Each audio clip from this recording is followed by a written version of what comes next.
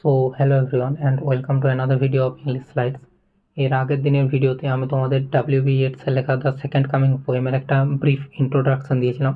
তো আজকের এই ভিডিওতে আমি এর বাকি স্ট্যান্জাগুলো এক্সপ্লেন করবো, এবং কিন্তু তার আগে তোমাদের যেটা জানতে হবে সেটা হচ্ছে এই পোয়েমটা কী নিয়ে ডিল করছে এবং এই পোয়েমটা সেন্ট্রাল আইডিয়া কী। যেহেতু এটা একটা ডিপ পোয়েম, ডিপলি মিনিং আছে কিছু এই পোয়েমটার মধ্যে, তাই তোমাদের এই জিনিসগুলো অবশ্যই জানা দরকার।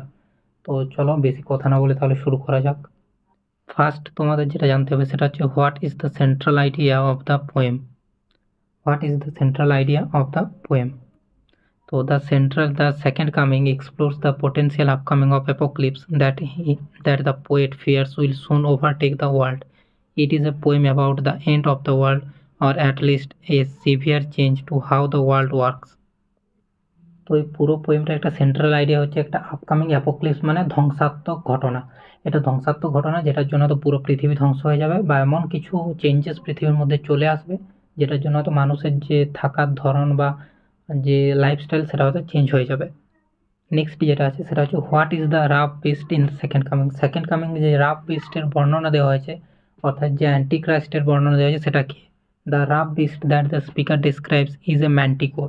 ম্যান্টিকোর হচ্ছে একটা ইজিপশিয়ান বিস্ট, যেটা কিছুটা সামনের দিকটা সিংহের মতো এবং পেছন দিকটা হচ্ছে স্করপিয়ন, অর্থাৎ কাঁকড়া বিছের মতো। তো এখানে ম্যান্টিকোরের কথাই বলা আছে, কিন্তু অ্যাকচুয়ালি এই ম্যান্টিকোরটার দ্বারা অ্যান্টিক্রাইস্ট বা স্যাটানকেই রিপ্রেজেন্ট করা হচ্ছে, যে কিনা যীশু খ্রিস্টের opposite. What is the meaning of the second coming by the William Butler Yeats? The second coming explores the fears and anxieties brought about the First World War. তো অ্যাকচুয়ালি পোয়েমটা বলছে কথা ক্রাইস্ট নিয়ে, কিন্তু ইন ডিপ এটা explore করছে কি না, যে ফার্স্ট ওয়ার্ল্ড ওয়ার পর যে অ্যাংজাইটিটা হয়েছিল, অ্যাংজাইটি বা যে ডিপ্রেশনটা লোক ফেস করেছিল বা যে ধ্বংসটা হয়েছিল, সেই ধ্বংসটাকে এটা এক্সপ্লোর করে। What does the second coming symbolize? The title second coming somewhat ironic. মানে এই যে টাইটেলটা এটা কিছুটা হলেও আয়রনিক, কারণ সেকেন্ড কামিং অ্যাকচুয়ালি বিবলিক্যাল রেফারেন্সে জিসাস ক্রাইস্টের মৃত্যুর পরে ফিরে আসাটাকে বোঝায়, কিন্তু এখানে স্যাটানকে বোঝাচ্ছে, তাই এটা একটু ironic. Readers expect it to symbolize the return of Jesus Christ, but the speaker describes the arrival of horrifying monster that is essentially the Antichrist. The second coming by William Butler Yeats, stanza 1। তো আমি প্রথমেই তোমাদের পুরো standard একবার পড়ে বলবো, তারপর আমি লাইন বাই লাইন তোমাদের বেঙ্গলি মিনিং বলবো। নিচে তো আমি প্যারাফ্রেজও লিখে রেখেছি, এরপর আমি ওয়ার্ড মিনিংও দিয়ে রেখেছি, কারণ এখানে অনেকগুলো ওয়ার্ড মিনিং আছে যেগুলো তোমরা এমনি বেঙ্গলি মিনিং বলে দিলে বুঝতে পারবে না, ওগুলোর মধ্যে একটা ডিপ কনসেপ্ট আছে। তো টার্নিং ইন দ্য উইন্ডারিং gyre, the falcon can not hear the falconer, things fall apart, its centre can not hold, mere anarchy is loosed upon the world, the blood-dimmed tide is loosed, and everywhere the ceremony of innocence is drowned. The best lack all conviction, while the worst are full of passionate intensity. অর্থাৎ এখানে কি বলতে চাইছে, turning in the উইন্ডারিং gyre, অর্থাৎ প্রশস্ত ঘুরন্ত পথে ঘুরতে ঘুরতে the falcon can not hear the falconer, অর্থাৎ বাজ পাখিটা আর তার যে প্রশিক্ষক, ফ্যালকনিয়ার মানে কি, যে বাজ পাখি বা ফ্যালকনকে শিক্ষা দেয় বা ব্রিডিং করায়, তার কথা শুনতে পায় না। থিংস ফল অ্যাপার্ট, সব কিছুই পড়ে যাচ্ছে, ভেঙে যাচ্ছে। The centre can not hold, কেন্দ্রটি আর নিয়ন্ত্রণ রাখতে পারছে না। তোমরা এভাবে হয়তো মিনিংগুলো বুঝতে পারছো না, তোমাদের এবড়ো খেবড়ো লাগছে, কিন্তু আমি একটু পরে তোমাদের সব বুঝিয়ে বলছি, তো একটু ধৈর্য ধরে ভিডিওটা দেখো।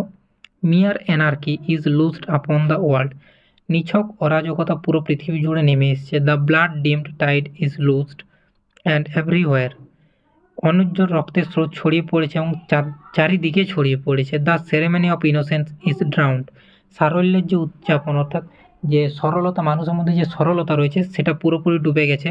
The best lack all conviction, শ্রেষ্ঠরা সব কিছু হারিয়ে ফেলেছে, তাদের দৃঢ় বিশ্বাস হারিয়ে ফেলেছে। হোয়াইল দ্য ওর্স, যেখানে নিকৃষ্টরা আর ফুল অফ প্যাশনেট ইন্টেন্সিটি, উৎসাহের তীব্রতায় পরিপূর্ণ হয়ে উঠেছে। অর্থাৎ এখানে দেখো পুরো জিনিসটা একটা মানে সিম্বলিক ওয়েতে লেখা হয়েছে, তোমরা যদি লাইন বাই লাইন মিনিং দাঁড়াও, তো এখানে তোমাদের মনে হবে যে একটা সিভিলাইজেশনের কথা বলা হয়েছে, যেখানে প্রথমে একটা বাজ পাখি তার নিজের প্রশিক্ষক অর্থাৎ ট্রেনারের কথা শুনতে পাচ্ছে না, তারপর বলা হচ্ছে যে বিভিন্ন জিনিস ঝড়ের কারণে পড়ে যাচ্ছে, অর্থাৎ ঝড় নয়, এখানে ফার্স্ট ওয়ার্ল্ড ওয়ার, তো ওই কারণে ভেঙে যাচ্ছে, চুরমার হয়ে যাচ্ছে। সেন্টার অর্থাৎ পৃথিবী নিজেকে আর ধরে রাখতে পারছে না বা সমাজ নিজেকে আর ধরে রাখতে পারছে না। মিয়ার এনার্কি মানে নিছক অরাজকতা। এনার্কি মানে কি? অরাজকতা। নিছক অরাজকতা চারিদিকে ছড়িয়ে পড়েছে। তোমরা সবাই জানো যে যুদ্ধের পর এমন একটা পরিবেশ তৈরি হয় যেখানে আর ল বা রুলস রেগুলেশন এসব কিছু থাকে না। একটা অরাজকতা চারিদিকে ছড়িয়ে পড়ে। দ্য ব্লাড ডিম টাইড ইজ লুজড। ব্লাড ডিম টাইড মানে কি? রক্তের স্রোত। রক্তের স্রোত কেন? না ওয়ার্ল্ড ওয়ারের কারণে চারিদিকে রক্তপাত এবং চারিদিকে রক্তক্ষয় হয়েছে, তো সেটাকে ব্লাড ডিম টাইড বলা হয়েছে।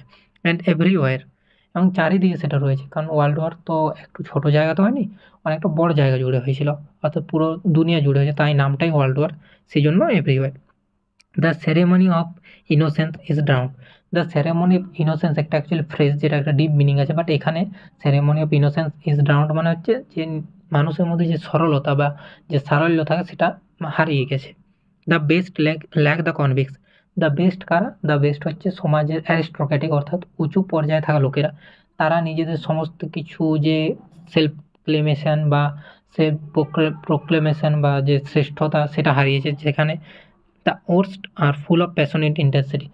ওর্স্ট কারা? যারা সমাজের একদম নিকৃষ্ট মানুষ, যারা তোমার মতো সাধারণ মানুষ, তারা কেন প্যাশনেট হয়ে পড়েছে? কারণ তারা জানে যে আমাদের এইরকম অবস্থার মধ্যেও যে করেও বেঁচে থাকতে হবে এই অবস্থাতেও।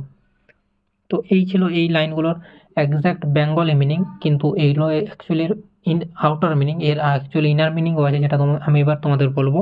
তার আগে আমি একবার তোমাদের এটা প্যারাফ্রেজটা বলে দিই, তারপর তোমরা এর ইনার মিনিংটা আরও ভালো করে বুঝতে পারবে।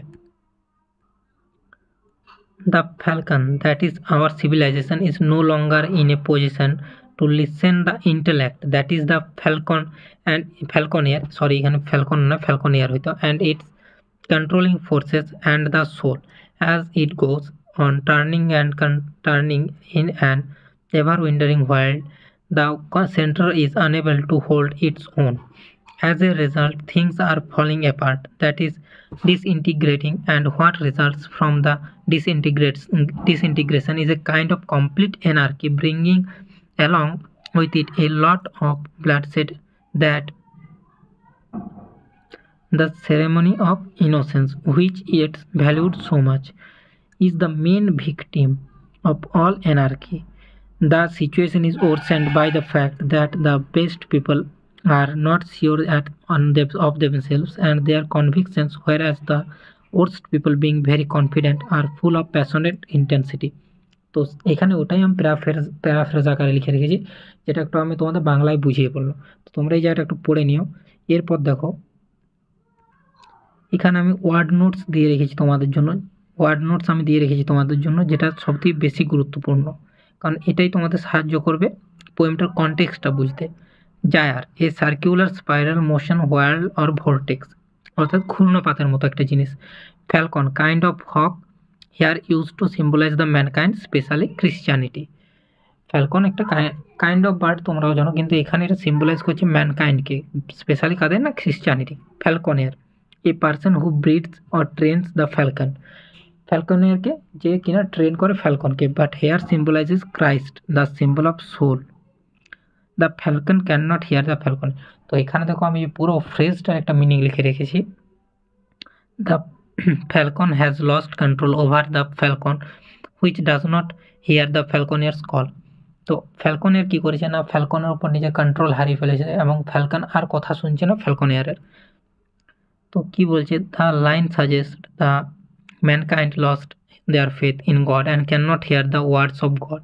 তো এই লাইনটা সিম্পলি রেফার করছে বা সিম্পলাইজ করছে কি না, মানুষ ভগবানের ওপর বিশ্বাস হারিয়ে ফেলেছে এবং ভগবানের কোনো সংবাদ, ভগবানের কোনো বাণী আর শুনতে চাইছে না। তারপর দেখো আমি একটা লাইনের মানে রেখেছি, থিংস ফল অ্যাপার্ট থেকে ক্যান নট হোল্ড পর্যন্ত। এই পুরোটার মানে কি? Rapid motion of the gyre generates the centrifugal force which sends things flying away from the centre. তো এখানে যেটা সিম্পলাইজ করেছে, ঘূর্ণপাতের মাধ্যমে জিনিসটা বোঝানো হয়েছে, তো তাই ঘূর্ণপাত এলে দেখবে চারিদিক কেমন ছড়িয়ে ছিটে যায়, ঘূর্ণপাত নিজস্ব সব উড়ে যায়। তো এখানে সিম্পলি সেটাই বোঝানো হয়েছে, কিন্তু ইন ডিটেল ওয়ার্ল্ড ওয়ারের কারণে যে ধ্বংসাত্মক পরিবেশ তৈরি হয়েছিল সেটা বোঝানো হয়েছে। এনার্কি মানে কি? ললেসনেস, অর্থাৎ অরাজকতা। Blood dimmed tide, the phrase suggests the mythical event of flood that engulfed and destroyed all life in the world. This phrase makes the situation look really dreadful. তো ব্লাড ডিম Tide actually mythical event, যেখানে কি হয়েছিল না, যেখানে সম্পূর্ণ মানব জাতি ধ্বংস হয়ে গিয়েছিল, এবং এই ফ্রেজটা ইউজ করা হয়েছে সমস্ত পুরো যে সিচুয়েশন সেটাকে আরও ধ্বংসাত্মক দেখানোর জন্য। দ্য সেরেমনি অফ ইনোসেন্স, এটা দেখো একটা important phrase, the ceremony of innocence, the traditional and innocent way of life which favoured and fostered purity of innocence, অর্থাৎ মানুষের যে সাধারণ সরল জীবনযাপন সেটাকে এই ফ্রেজের মাধ্যমে বোঝানো হয়েছে। দ্য বেস্ট কারা না, refers to the people of aristocratic society. Conviction মানে কি faith or belief. The worst কি, রেফার্স টু দ্য মাসেস অর্থাৎ সাধারণ মানুষজন। আর প্যাশনেট ইন্টেন্সিটি মানে হচ্ছে ফ্যানাটিজম অ্যান্ড ভায়োলেন্স, অর্থাৎ খুব বেশি প্যাশনেট হয়ে পড়েছে তার বেঁচে থাকার জন্য। তো এই ছিল আজকের ভিডিওতে এই পর্যন্তই। আজকের এই ভিডিওতে শুধু আমি তোমাদের কিছু সেন্ট্রাল আইডিয়া এবং প্রথম স্ট্যান্ডার্ডে নিয়ে বললাম। তো তোমরা অবশ্যই কমেন্টে জানিও তোমাদের কেমন লাগলো। দেখা হচ্ছে পরের ভিডিওতে। Till then, thank you for watching.